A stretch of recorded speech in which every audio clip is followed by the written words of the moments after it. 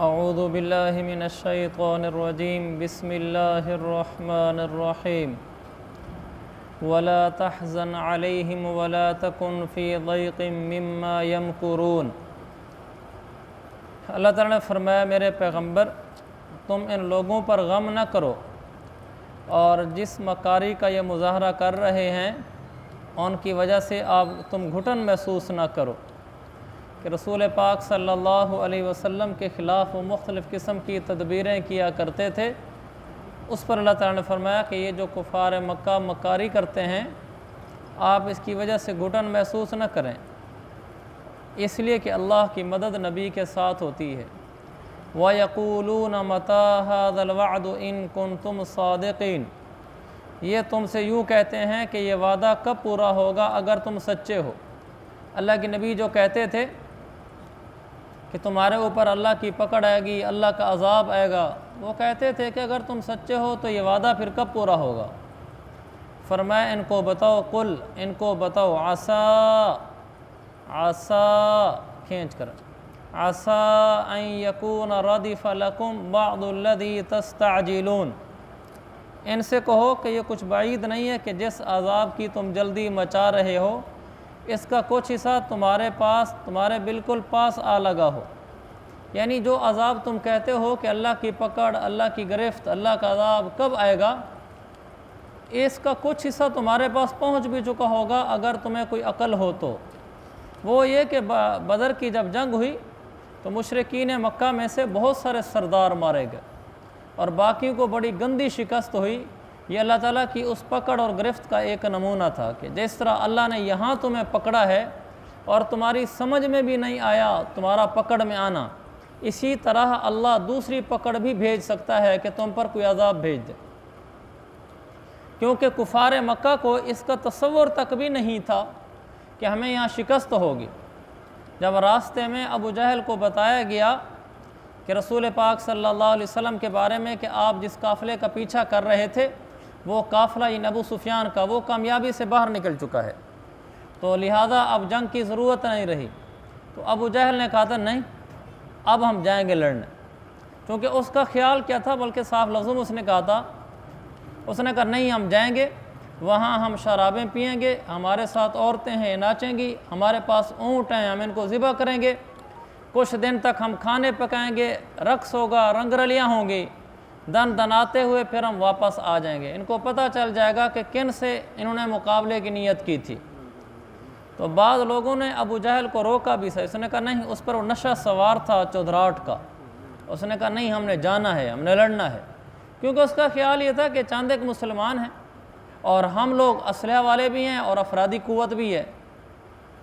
हकीकत भी यही थी कि अल्लाह के नबी के साथ चंद लोग थे और उनके साथ एक तादाद थी, कहाँ 1000, कहाँ 313, कहाँ 1000 मुसल्लह, कहाँ 313 में से किसी के पास भी जितने आलात होते हैं कोई 12 का दर्जन, यानी 1 दर्जन का अदद नहीं पहुंचता था। ना घोड़े 12 थे, ना ऊँट 12 थे, ना तलवारें 12 थी, कोई चीज़ भी 1 दर्जन नहीं बनती थी। उसकी एक वजह यह भी थी कि बदर की जंग किसी सोची समझी प्लानिंग के तहत मुसलमानों ने नहीं की थी। यानी मुसलमानों का ये ख्याल नहीं था कि अब हम जा रहे हैं तो आगे जंग ही होगी, बल्कि अल्लाह के नबी सल्लल्लाहु अलैहि वसल्लम ने कोई सहाबा को साथ लिया, मुराद ये था कि अबू सुफियान के लश्कर को रोकेंगे, इतनी गर्ज थी। लेकिन वहाँ जब गए तो फिर जंग की शक्ल कायम हो गई। इस पर अल्लाह के नबी ने मशवरा भी लिया था कि अब क्या करें, वापस चलें या आगे चलें। तो जो मुहाजिरी सहाबी थे वो बोले थे कि आगे चलें लड़ने के लिए। अल्लाह के नबी बार बार बोल रहे थे और बताओ भाई और बताओ, फिर मुहाजिरी सहाबी खड़े होते और कहते या रसूलल्लाह आगे चलें, अब फिर भी बोलते और बोलो।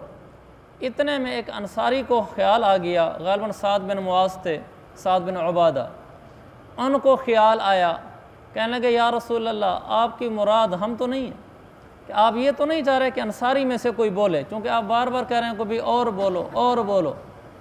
तो आपने फरमाया हाँ।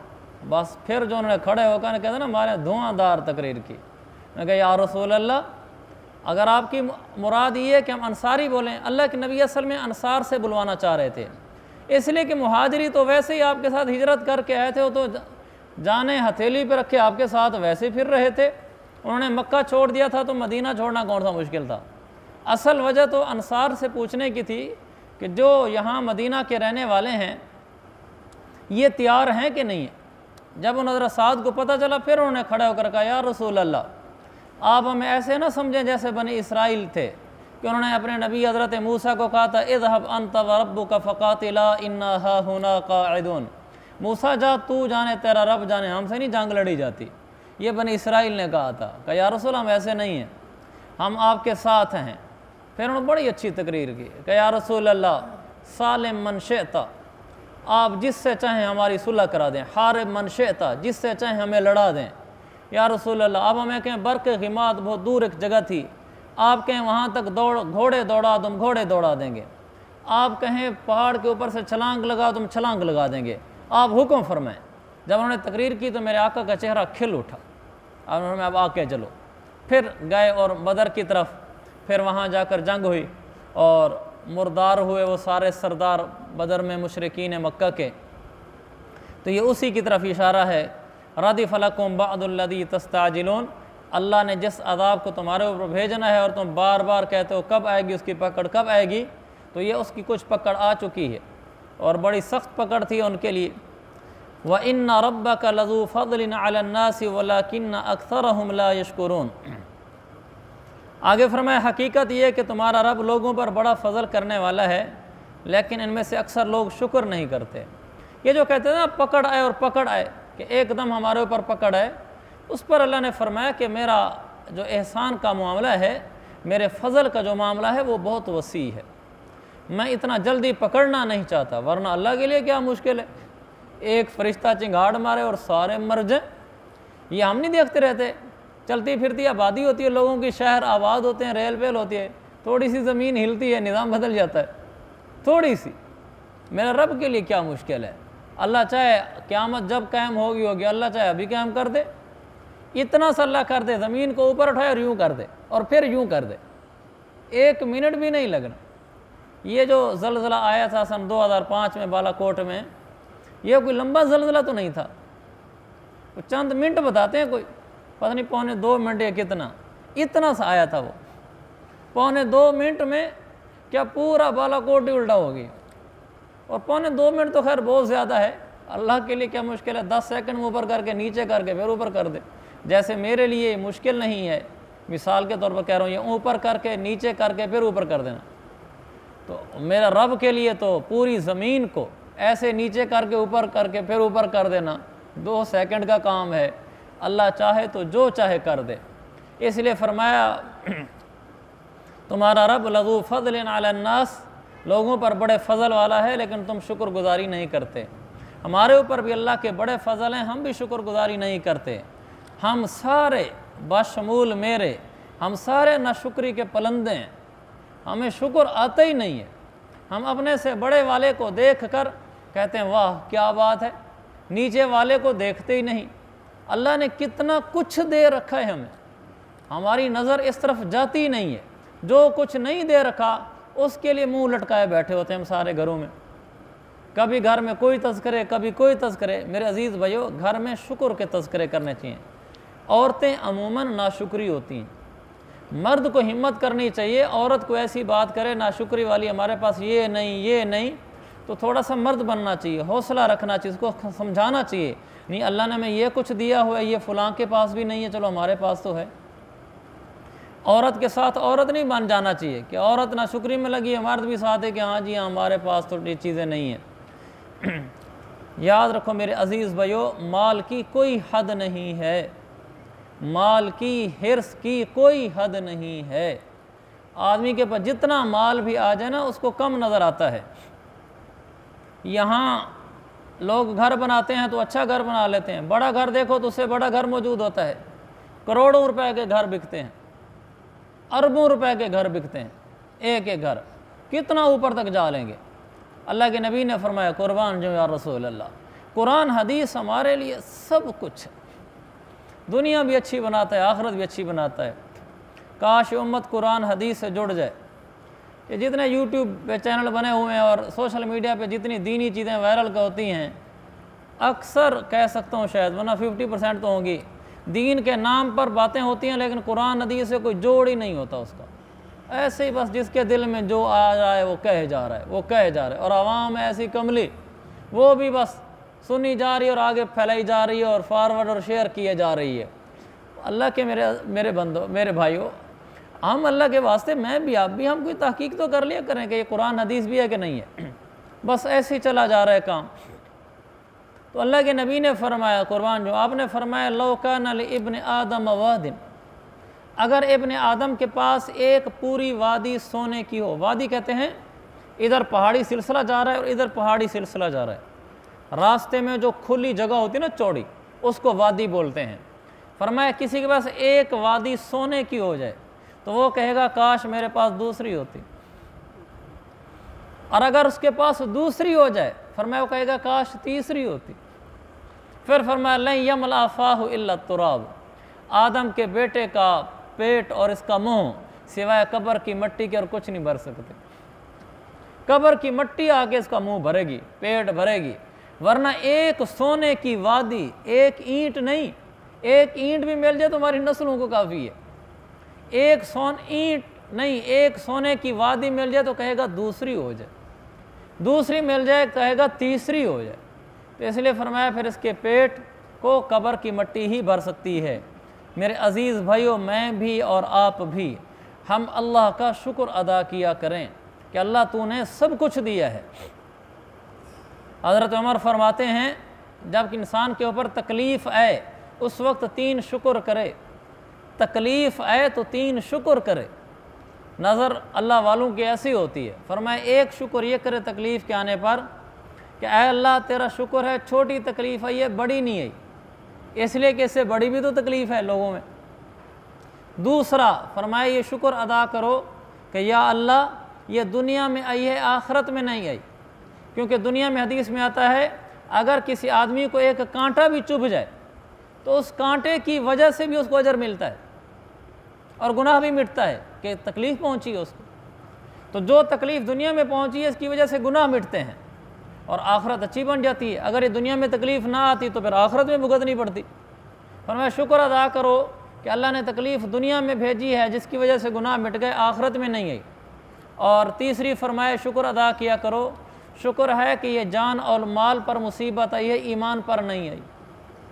यानी पैसा डूब गया है, कारोबार का नुकसान हो गया है, जिस्म का नुकसान हो गया है, घर का नुकसान हो गया है, तो जान और माल पर मुसीबत आई है, ईमान पर तो नहीं आई। मेरे दिल में ये शक तो नहीं हुआ कि पता नहीं अल्लाह एक है भी सही है नहीं, अल्लाह के नबी आखिरी नबी पता नहीं हैं भी सही है नहीं। ये भी तो मुसीबत है और यही असल मुसीबत है।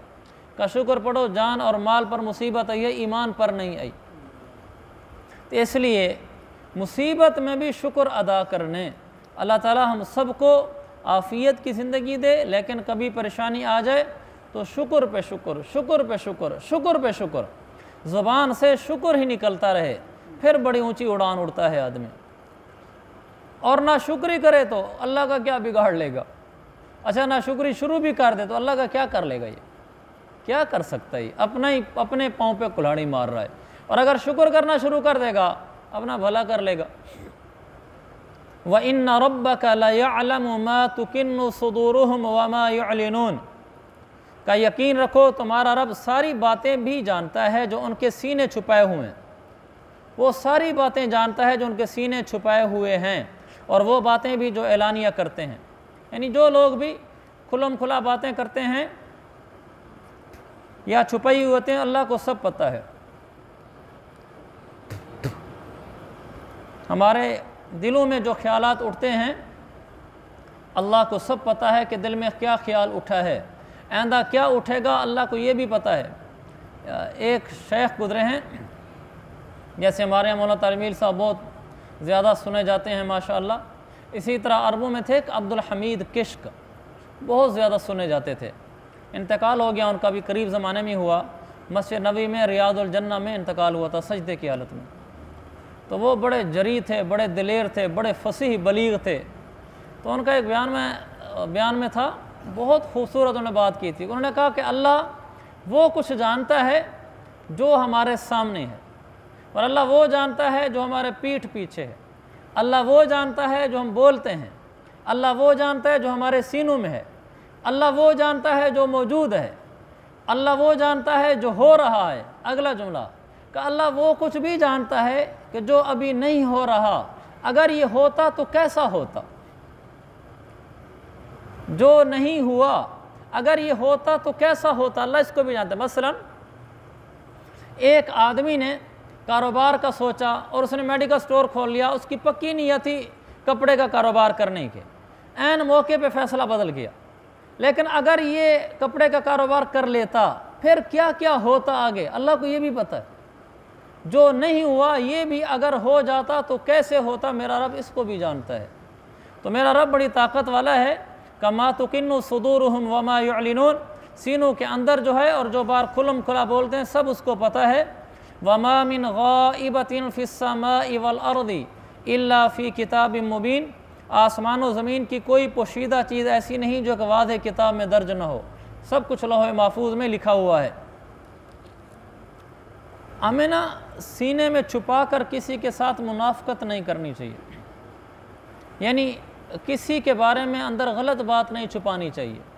सबके साथ ऐसे रहना चाहिए कि अगर मेरे दिल की बात भी उसको पता चल जाए तो मुझे कोई नदामत ना हो।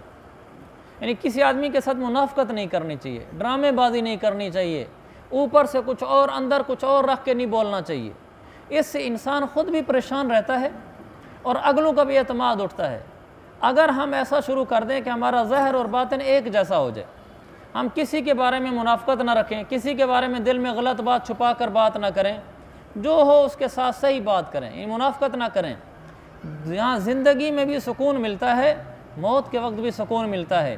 तो हमारी किसी के साथ ऐसी बातें ना हों कि किसी दूसरे से हम छुपा कर उसके ख़िलाफ़ कुछ चाल चल रहे हों। सब मुसलमानों के साथ हमारा एक जैसा प्यार मोहब्बत हो, सब के साथ हमारी एक जैसी बातें हों, हमारी कोई ऐसी बातें ना हो जो हम उसको कह रहे हैं यार ये बताना किसी को नहीं है और उससे मकसूद अगले की जड़ काटना है। कोई और ऐसी घर की राज की बात हो सकती है, उसमें तो कोई हर्ज की बात नहीं, आदमी छुपा ले। लेकिन किसी की मुखालफत में आकर बातें छुपा कर करना और उससे उसका नुकसान करने पे तुला हुआ होना, यह उसका नुकसान नहीं कर रहा है, ये अपना नुकसान कर रहा है। जो दूसरों का बुरा सोचता है इसका अपना बुरा होता है, और जो दूसरों का भला सोचता है इसका अपना भला होता है। लिहाजा हम लोगों के बुरे ना सोचा करें, हम लोगों के भले सोचा करें, दिल में भी ना उनके बारे में बुराई रखा करें।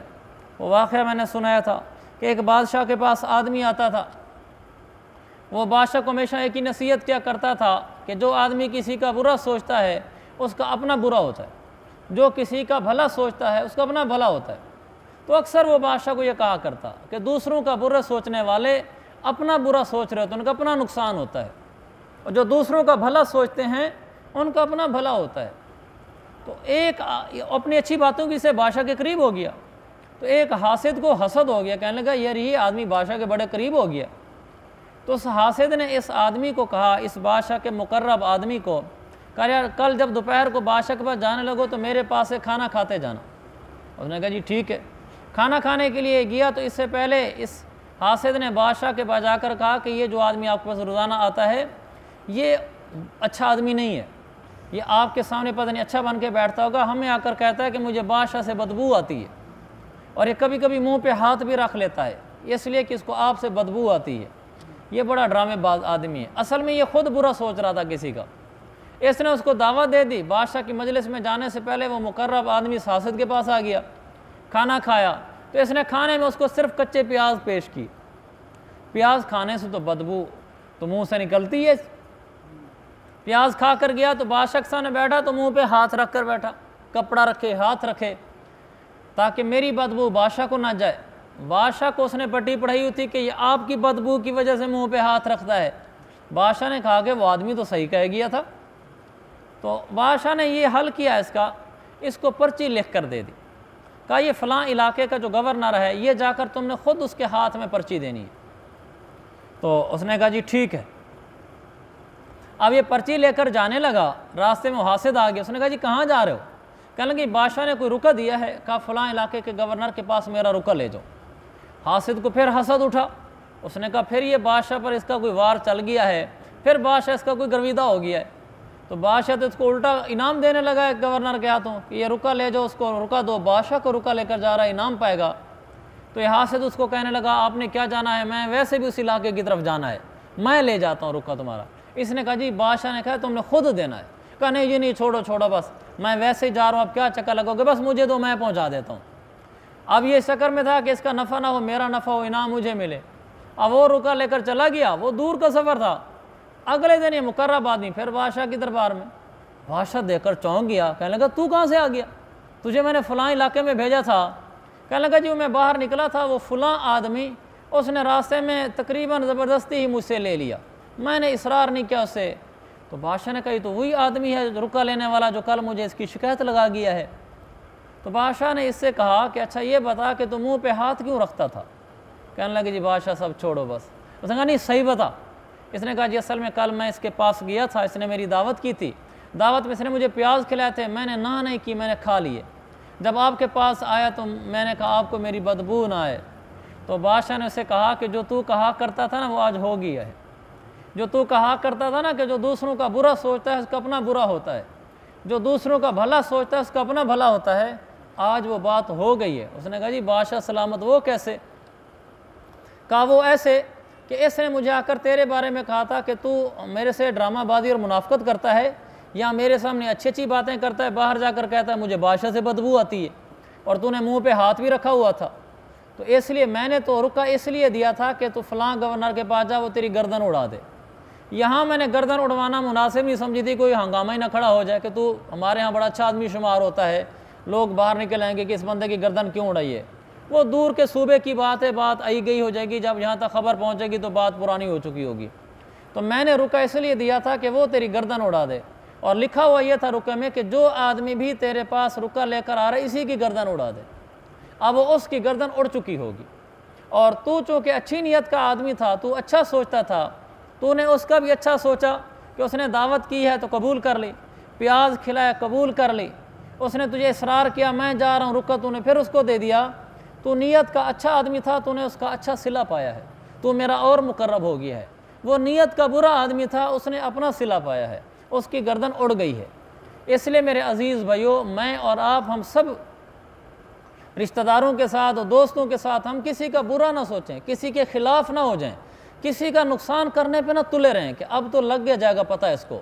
हमारे हाथ में भी कोई आ जाए ना, कोई हमारे चुंगल में फंस भी जाए, हमने उसको राहत पहुंचानी है, तकलीफ़ नहीं पहुंचानी।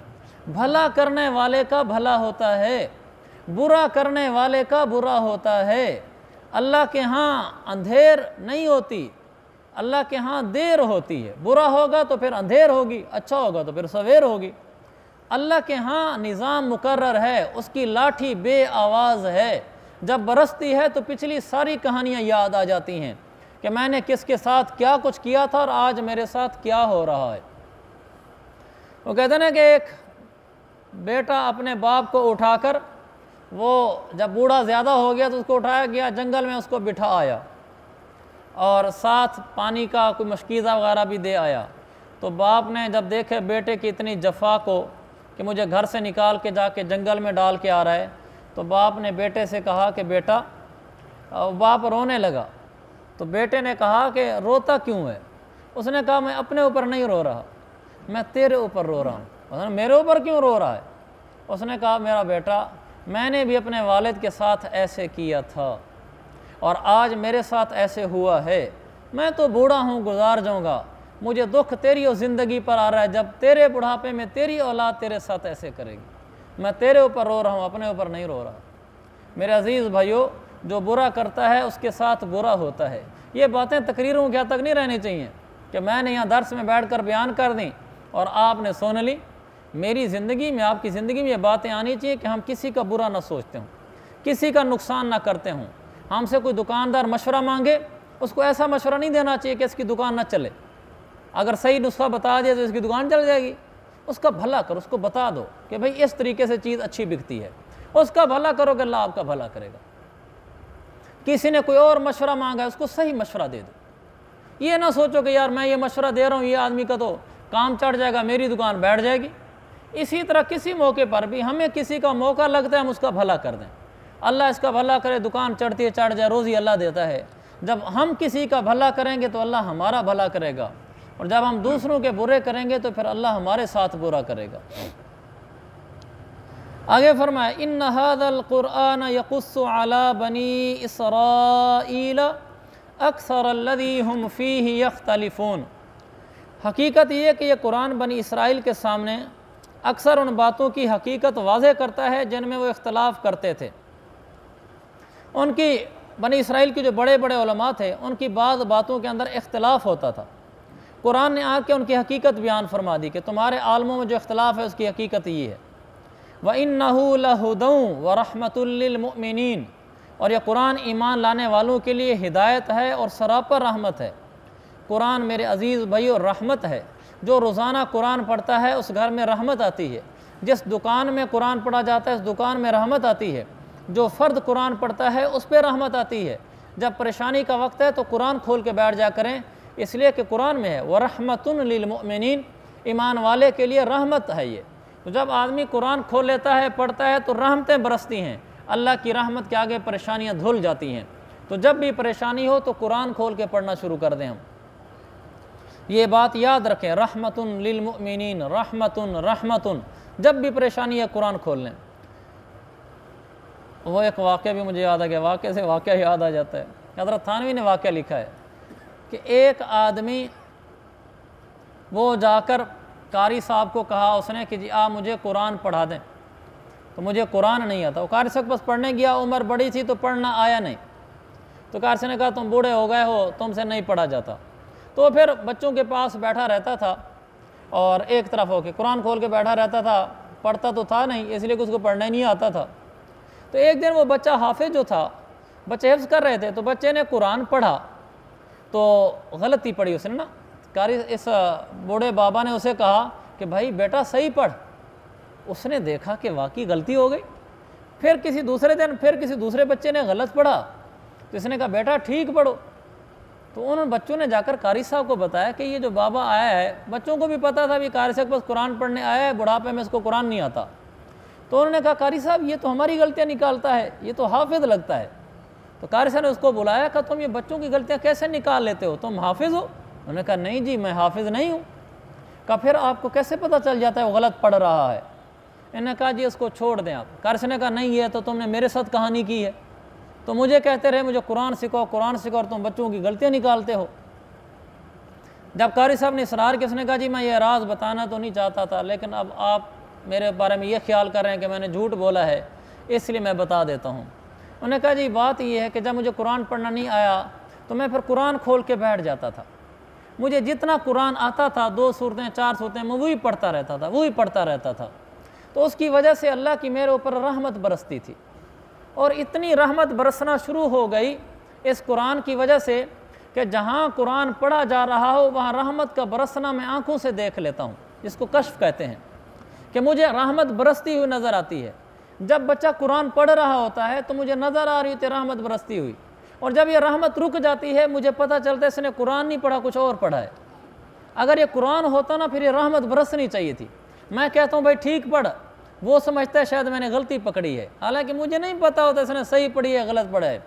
लेकिन रहमत के रुक जाने से मैं समझता हूँ कि नीचे कुरान नहीं पढ़ा जा रहा, कुछ और पढ़ गया है, बच्चा गलत पढ़ गया है। तो कारी साहब बड़े हैरान हुए, ये वाक़या सानी ने लिखा है। तो मेरे अजीज़ भैया कुरान ऐसा है कि रहमत बरसती है, देखने वाली आँखें हों तो नज़र भी आ जाता है। ये तो हदीस में है कि जो इंसान बैतुल्लाह के पास बैठा होता है वहाँ बैतुल्लाह पर 120 रहमतें बरसती हैं, 20 उस इंसान पर बरस रही होती हैं जो देख रहा होता है बैतुल्लाह को। तो हम देखते हैं लोग बैतुल्लाह को देख रहे हैं, हमें तो रहमत बरसती नज़र नहीं आती, लेकिन अल्लाह के नबी की हदीस है कि रहमत बरस रही होती है, वो तो बिल्कुल सच है, हमारी आँखें नहीं हैं। मेरे अजीज़ भाइयों कुरान सरापा रहमत है। जब भी हमें कोई परेशानी आए हम कुरान खोल के बैठ जाया करें और जितना आता है पढ़ना शुरू कर दिया करें, फिर देखें कैसे परेशानियाँ टलती हैं मेरे रब की रहमत के बरसने से।